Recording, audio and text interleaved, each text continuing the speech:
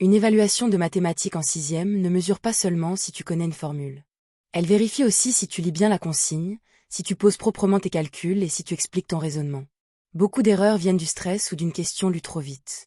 Aujourd'hui, on apprend une méthode simple pour réussir sans paniquer.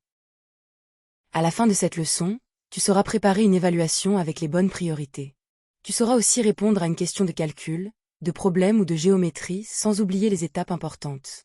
Enfin, tu apprendras à vérifier ton travail pour gagner des points même quand un exercice te semble difficile. La règle principale est simple, on ne commence pas par calculer au hasard. On lit d'abord la question, puis on repère ce qui est demandé, les données utiles et l'unité attendue. Par exemple, si un exercice demande un périmètre en centimètres, une réponse sans unité est incomplète. Comprendre la demande évite déjà beaucoup d'erreurs. En sixième, une réponse correcte doit souvent montrer le chemin suivi. Si tu écris seulement un résultat, le professeur ne voit pas toujours ton raisonnement. Pour un problème, écris le calcul, puis une phrase réponse.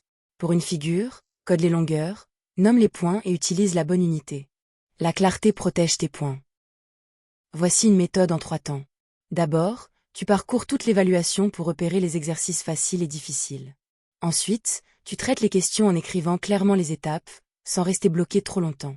Enfin, tu relis, signe, unité, réponse complète et consigne.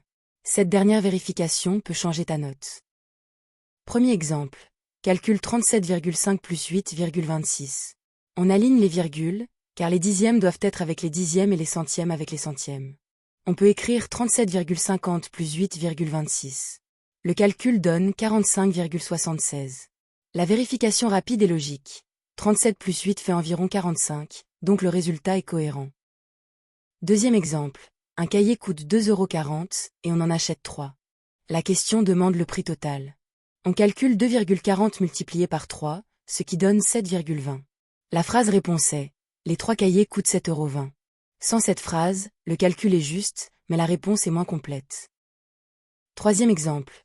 Un rectangle mesure 6 cm de long et 4 cm de large. Pour le périmètre, on additionne les 4 côtés. 6 plus 4 plus 6 plus 4. On option 20 cm. Il ne faut pas confondre avec l'air, qui serait 6 multiplié par 4. Ici, on demande le tour de la figure. Le piège le plus fréquent est de répondre à une question voisine, mais pas à la vraie question. Par exemple, calculer l'air quand on demande le périmètre, ou donner un nombre sans expliquer ce qu'il représente. Dans une évaluation, les mots importants sont souvent dans la consigne. Entoure mentalement les verbes calculer, tracer, comparer, justifier. Exercice 1.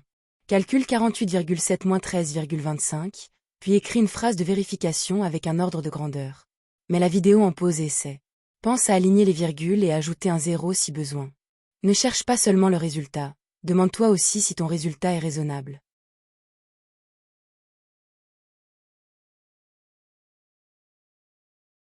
On écrit 48,70 moins 13,25 pour aligner les centièmes.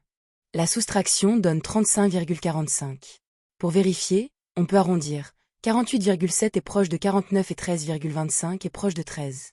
Or 49 moins 13 fait 36, donc 35,45 est cohérent. La réponse est bien 35,45. Exercice 2. Dans une classe, 4 élèves sur 24 sont absents. Combien d'élèves sont présents? Mets la vidéo en pause et essaie. Lis bien la question, on ne demande pas le nombre d'absents, il est déjà donné. On demande ce qu'il reste dans la classe.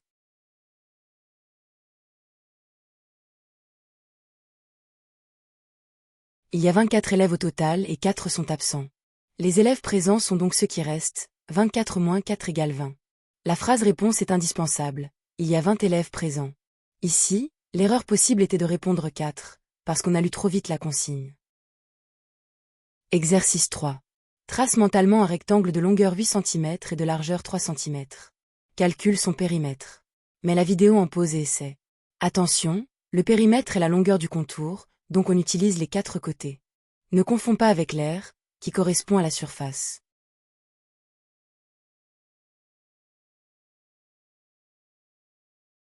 Un rectangle a 2 longueurs égales et 2 largeurs égales.